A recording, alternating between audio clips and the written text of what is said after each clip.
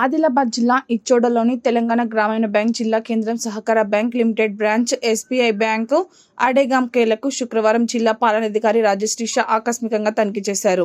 రాష్ట్ర ప్రభుత్వం రైతులకు రుణమాఫీ చేసిన నేపథ్యంలో జిల్లా పాలనాధికారి రాజశ్రీష శుక్రవారం వివిధ బ్యాంకులను ఆకస్మికంగా తనిఖీ చేసి బ్యాంకుల్లో జరుగుతున్న ప్రాసెస్ను, రైతుల లిస్టును పరిశీలించి బ్యాంకులకు వచ్చిన రైతులకు ఎలాంటి ఇబ్బందులు తలెత్తకుండా, ఎక్కువ మంది క్యూ కట్టకుండా తొందరగా ప్రాసెస్ పూర్తి చేసి వారి ఖాతాలో డబ్బులు జమ చేయాలని బ్యాంకు మేనేజర్లను ఆదేశించారు.